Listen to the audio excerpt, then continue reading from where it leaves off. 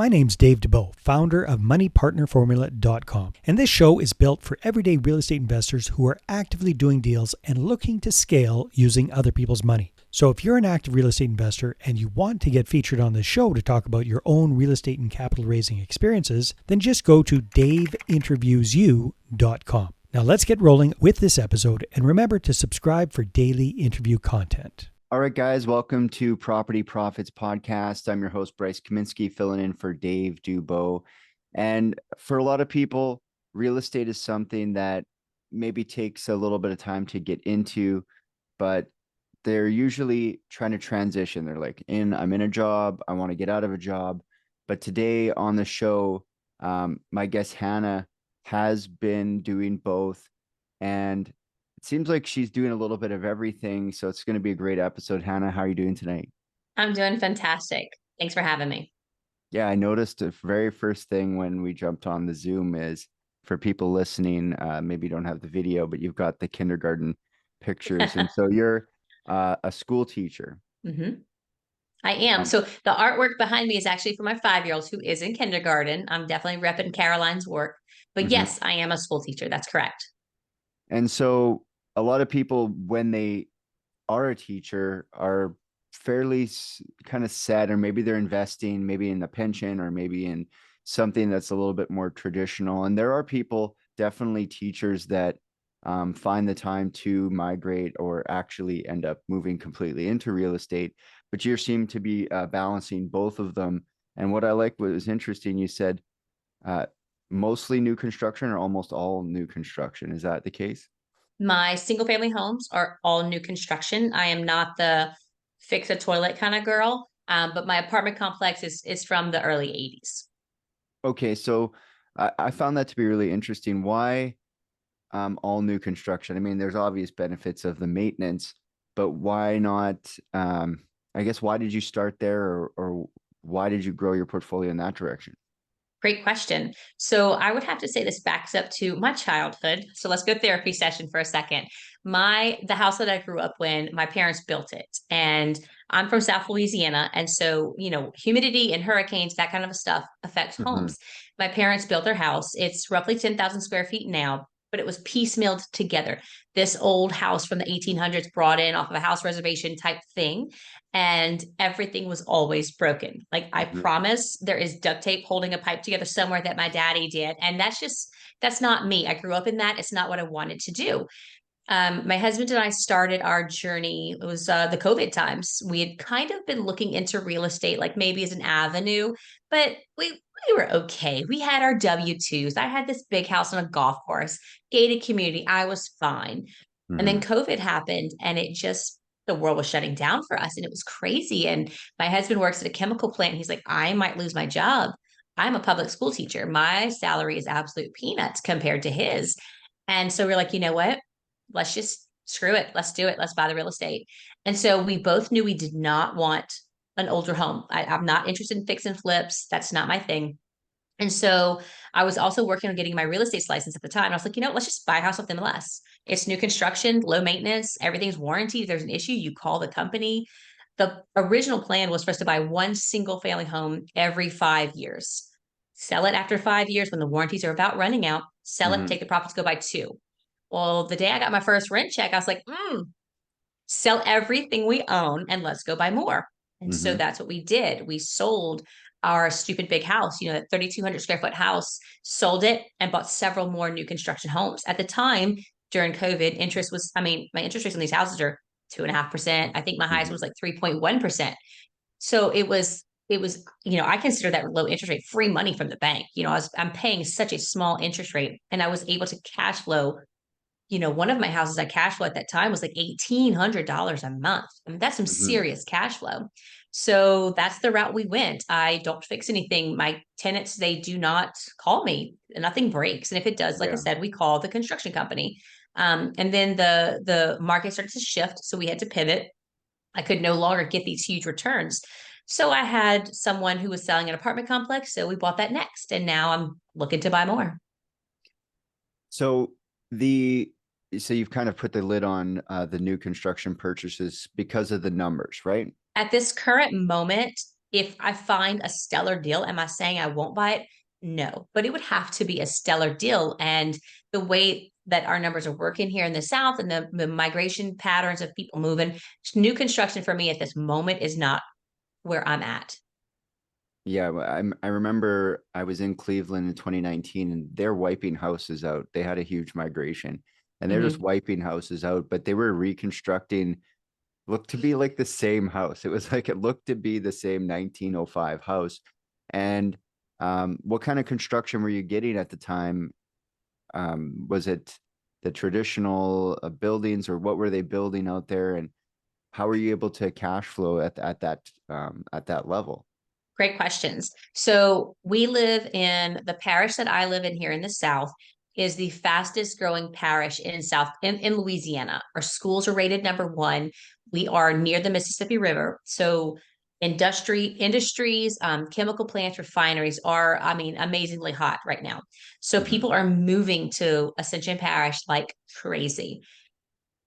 Neighborhoods, subdivisions are popping up like just like weeds. The houses that I bought are just regular houses. I like about 2,000 square feet, 4 bed, 2 bath. It's not quite an Acadian style, but it's very cookie cutter for a subdivision. I Mhm. have noticed that renters like cookie cutter because they can kind of morph it into their own thing. I don't do anything crazy, unique, exotic. Just give me a straight run of the mill house, white Mhm. paint kind of thing. It's worked amazing so far. The numbers, like I said earlier, with my interest rate being so low, I was able to cash flow ridiculous amounts of money. Now, I don't know if insurance has affected y'all up north like it has for us down south, but my cash flow has taken, I don't want to say a beating, but it has a black eye because our interest, not the interest, excuse me, the insurance has gone up. We live where hurricanes are an absolute all the time thing for us. And my cash flow has taken a dip. However, I'm still doing fine. Like we're still making tons of money with that. So there's really no super concerns for that. So one of the questions that I like to ask is kind of it's a Robert Kiyosaki thing. Oh, What's the love secret him. sauce? What Yep. is it that you find easy that other people might find difficult in the business of real estate? I think that the word easy is a double-edged sword. So I also host a podcast, and my essential tagline is anyone can do this. That is something I will die on that hill. Real estate is not hard. There are hard days, there are hard tenants, there are tough times talking to banks, but this is not a difficult concept. Um, I do not think it is hard, but I don't want to say that it's easy either. Like I've mentioned earlier, I do have a W 2. My husband has his W 2. We run our portfolio, single family homes and multifamily homes. I have a family. Like we are busy, but you have to prioritize what you want to get done. And for lack of a better phrase, I tell people to suck it up. Suck it up, buttercup. If you want to do this, you're going to do it and you're going to find a way to do it. I will also say that in the beginning, we were sitting on a pretty good stack in our savings account. So we bought that first house, conventional mortgage, 20% down. I don't remember the exact, but I feel like it was close to 80 grand I had to put down. And that was probably the scariest day of my life. I had never bought anything outside of like a regular primary residence where I just handed over a check. I remember shaking, handing it to the lawyers or whatever it is closing. And I was terrified. And to add a little bit of real life stuff, we closed on that house right before Christmas.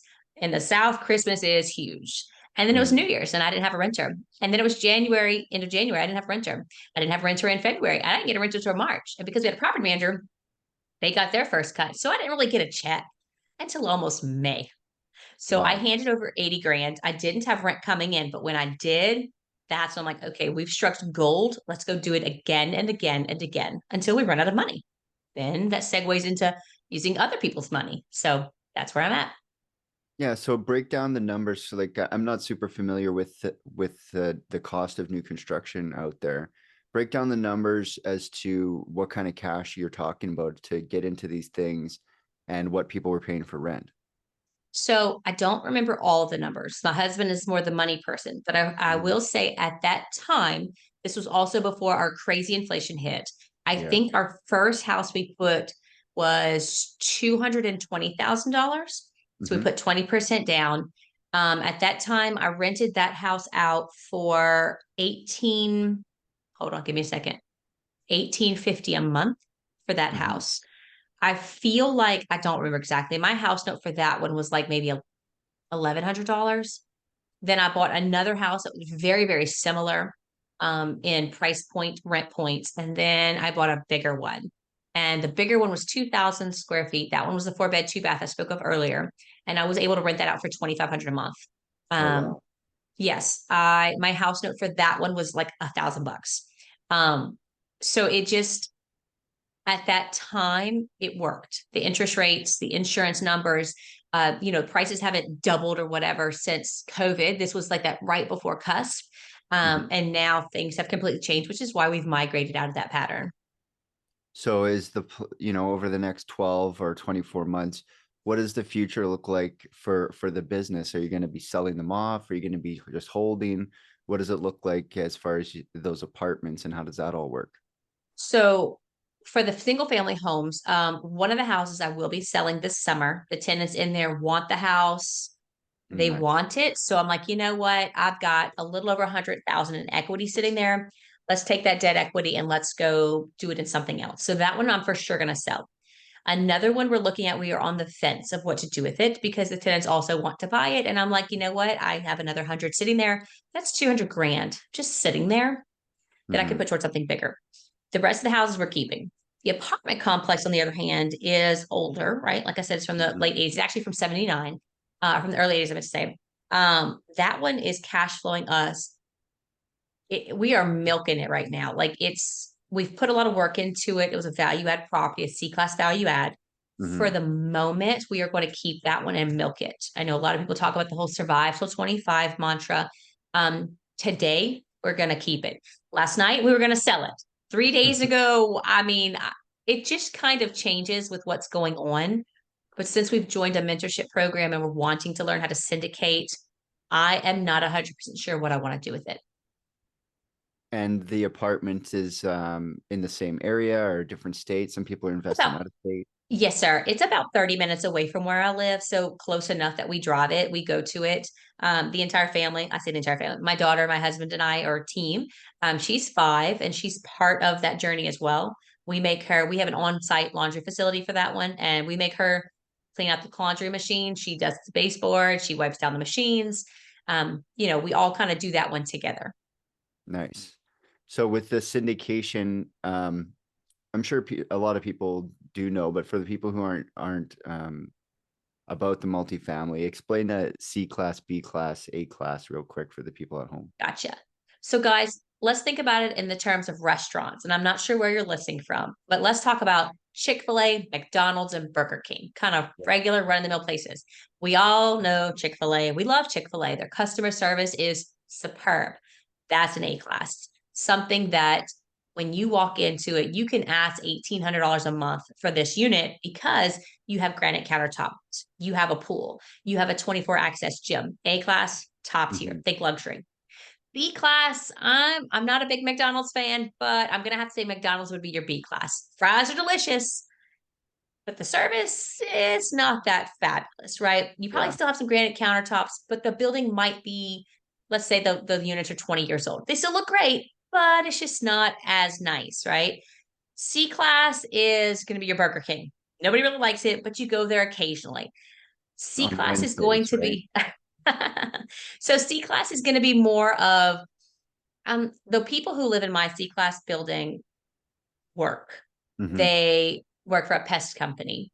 They work for a plastics plant where they actually I don't even know what these residents do, but they work for a plastics plant. One of them works for a cable company. It's not the high level earners. They're above a Walmart worker for where I have, but they're there. They have to work. They have to budget. Um, but great people. That doesn't mean anything. So if I don't know if that helped at all. I don't know if I just threw anybody for a Yeah, I loop, mean but the main thing I guess is a lot of times when I'm looking at B and C, the difference maker is whether they have parking.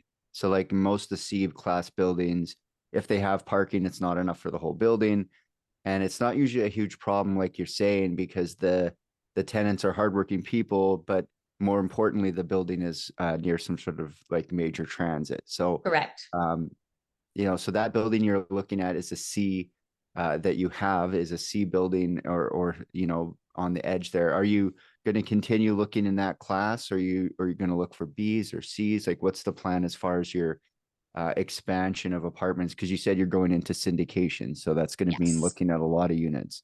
You're asking some really great questions. So I actually wrote my action plan, I guess you could call it, for my mentorship program. And I said that my next purchase would be a 100 unit B class asset.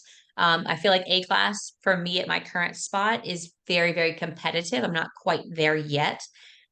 And so I was like, B class all the way, right? You still get good stuff. It's not the stuff you got to fix. You might have to do some cosmetics, but it's still a good concept, a good class. And then this last week, I was like, I don't know, my C class is just kicking ass right now. Like we're Mm. milking it, it's doing great. And I was thinking about investors because it's really not what I want, it's how I can make the returns for my investors. And investors that I've noticed, they like value add. You do a little bit of work, dump 20 grand in, then boom, you raise those rents and you might have a $200,000 increase. So I'm torn between the B and the C. I will also add that I think it depends on where I buy Hmm. because I'm looking in a couple of different markets. And one of the markets is an A B area. That's just what it is. One of the Hmm. markets out of state is kind of like a B minus C ish area. So it's hard for me to say what I'm going to buy because it's going to depend on the location. Yeah, some people are drawn to like the A and B buildings on almost on vanity. Like, look at how nice this Yeah. building is. But when you open up the books on those, the cash is usually in the B and the C, depending on really what you're going for. So, how have you started looking at 100 unit buildings and I 200 have. unit buildings? And I what have have. you found to be the biggest difference between smaller units and larger units so far? So it's hard. Let me back that up for a second. We started talking about syndications and Hmm. talking about what asset I wanted to buy. The next asset I buy, I do not want 30 co-GPs. I do not want to work with that many people. Hmm. So what I purchase will have to be more in a price point that I and maybe two or three people can buy because I want a bigger slice of that pie. When we've started underwriting these deals, I'm noticing that the location, number one, huge hit, but also the demographics and what type of jobs are around there shows me what type of complex I can buy. We Hmm. started underwriting a deal for a 399 unit in Louisiana. Um, but it had so many problems. It was near LSU, which great campus, great location, but it had umpteen problems. Half of it was vacant. It was under renovation. It sold hands like 6 times in the past 2 months. I Hmm. don't see all that craziness with the smaller units. So it really kind of just depends on where you want to go and what you're wanting to see. But I feel like the bigger units just have bigger problems, right? The more money you Yeah. have, the more you want to spend. And it's just, I don't know, those big units are just, they freaky. Like they got stuff everywhere. So it Yeah. just, I Yeah, don't know. vacancy and stuff like that, and Right. fake rent rolls, and they've changed Yes. hands 6 times because someone got Yep. into it, and now the next person's being tricked into it, and now they're trying to trick you into it. Yes. So yeah, be careful out there, guys, looking at apartments. It's the I think the game is really due diligence. So you Hmm. mentioned that you're in a apartment a syndication I mentorship. am. Hmm. How did you end up deciding to go in that direction, and um, how has that been so far? So I have been in the real estate space. I think I'm going on 3 years now. I love local meetups, RIA meetings, that type of thing. I am also a very big proponent for conferences, especially in the beginning when you're learning. There have been some conferences that I've gone to that have been so amazingly stellar. It has absolutely changed my mindset. And I have been to some conferences that the guy next to me is spending $50 million. Like, oh yeah, I'll write you a check. And I'm so scared, like running out with my tail between my legs. Um, I decided to join a mentorship because although what my husband and I have done, I'm very proud of what we have done, especially while working our W-2s and raising a little one. Hmm. It's not growing fast enough. Another aspect of wanting to do that is I love to teach, but I do not love what I currently do any longer. The teaching world is just, it's crazy. And my husband's job is extremely dangerous. We knew, and also he's a high earner. So we knew that in order for us to grow bigger in the industry, in the real estate space, we have to get out of our W-2s. It sounds counterintuitive, but my job is bogging me down. I don't have time Yeah. to make these phone calls and run due diligence because I've got to grade test papers and I've got to call parents and I've got to do all these things. And so I knew that we had to have help. And as much as I hate to say it, we had to pay a ton of money for this help. It costs to join the mentorship programs. But I also believe that proximity is power. Hmm. We talked to, I don't even know, probably 20 different mentorship programs, and some of them are Good. astronomically insane expensive. One of them wanted $95,000 per person. No, no, I just cannot do that. It's insane to me. And so we found one that worked within our budget, someone that I have actually run into several times at several conferences, and it's working out really well so far. We do weekly Zoom meetings because he's based in another state, and there's a lot of homework, a lot of Hmm. stuff I'm learning, a lot of just simple things like running a CRM. Heard of the word CRM, or the acronym, I should say, 300 times. But until you get to the nitty gritty and you're working your way through active campaign, it's like, oh my gosh, there's so Yeah. much stuff I do not know. So it's definitely been a learning curve for the positive, though. Yeah, because your syndication is the management of that database and putting these deals together. So I like the strategy we were talking about, not putting a bunch of GPs together, like Mhm. keeping it small, less cooks in the kitchen, because people are always talking about how many units I have, how many units, how many But do how you much, actually what's the own? percent? Yeah, what Right. percent of all those units do you have? So definitely an interesting strategy. Um, what have you found so far as because you were self-financing, did you have to Mhm. raise capital for the new constructions, or was it just a rolling capital from your first deal? Right. So the new constructions, we did ourselves. The first one just straight out of our savings account, and the next couple of them where we sold that big giant house I was talking about. Hmm. That one was actually an unintentional flip. We bought the house that was kind of the junkiest, I should say, in the country club, and we fixed it to live in because this was before we went into real estate and realized, holy crap, we got a ton of equity. Let's sell it and go buy a couple houses. So we did, and the single family homes, that's just straight ours. Our apartment excuse me, our apartment complex, we actually did have to raise capital from that.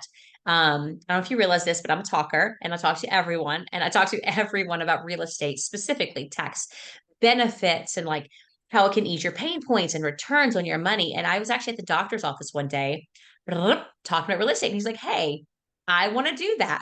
Like, Hmm. great. I had just gotten my real estate license, so I sold him a house following the exact same model that my husband Brad and I had for our single family homes.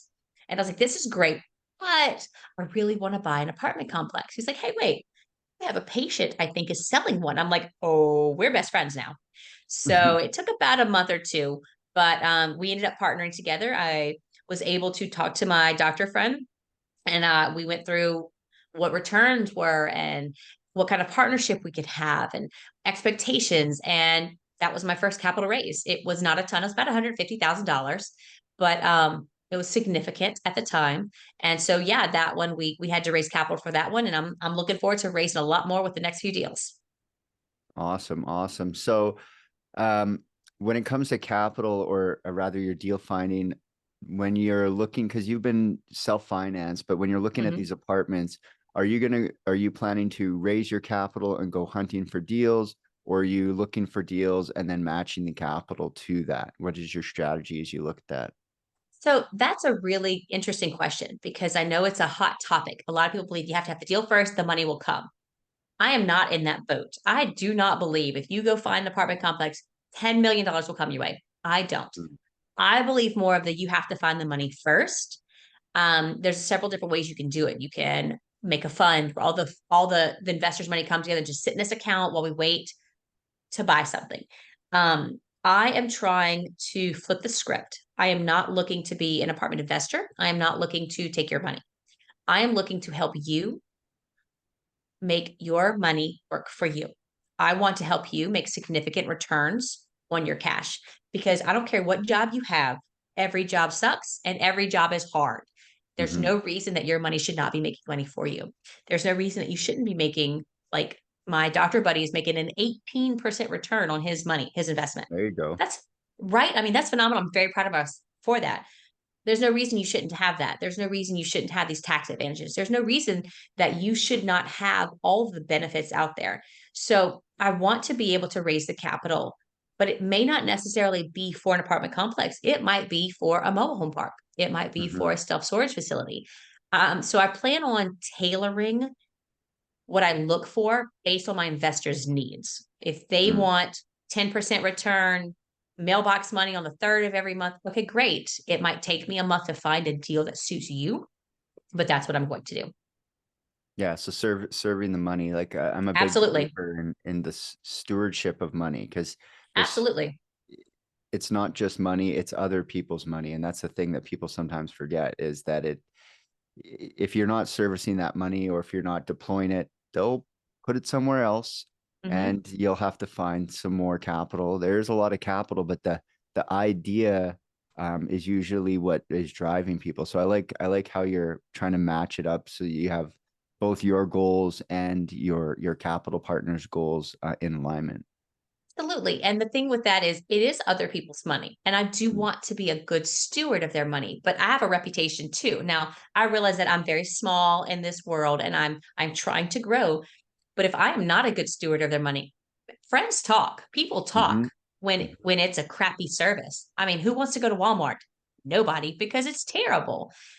I want to be a good steward. I want a good reputation. I want people to say, "Hey, Hannah Bercegeay is killing it. You really should go talk to her." I want that. And I want you to make your money. And I want everybody, it's just real estate is the coolest thing ever because it democratizes the wealth. Anyone can do this. If you Mm-hmm. pull your funds together, you can go buy this big ass asset and everybody wins.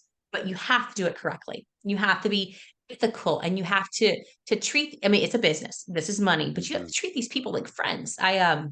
Anyone can do this. Anyone can do this. Yeah, and especially, if you're not wanting to be so active, there's lots of people out there that can help you invest it, but make sure that um you're doing your research as to who you put your money with. So Oh, absolutely. it definitely sounds like Hannah's got the plan, and she's got the right mindset to steward the money. So if people want to, get connected with you, find out more about what you're doing, what should they do? So I am all over social media, y'all. First, you can find me. I also host a podcast. It's a couple months old. It's called The Financial Game Plan with Hannah. You can find me Apple, Spotify, wherever you find your stuff. Facebook, Instagram, TikTok, LinkedIn. Pick a social. I'm there, Hannah Bercegeay. You can also email me, hannah.bercegeay@gmail.com. Y'all could even give me a call. My number is 225-324-2319. You reach out to me in any way. If I can help you, I will help you. Awesome. Well, I think we opened a lot of people's eyes as to, you know, anyone can do this, especially, but I really enjoyed the story, and I wish you all the best in your syndication, as it's the next frontier of your real estate. Absolutely. Thank you so much for having me. I really appreciate it. It's been great. All right. And until next time, guys, we'll check you on the next episode. Bye, y'all. Hey there, I really hope you enjoyed that episode. And as always, if you want to listen to more daily interview content, make sure you subscribe. And if you're an active real estate investor and you're doing deals and you'd like to get featured on this show, then just head over to daveinterviewyou.com. Now at moneypartnerformula.com, we help real estate investors to create a process for predictably getting capital so they can do more deals without relying on hard money lenders or the banks. We do this by building them a private capital marketing system. Now, if you want help turning yourself into a big money capital attraction machine, then book a call with our team to see how we can help. Just visit moneypartnerformula.com to find out more. All right, take care, and we'll see you on the next interview.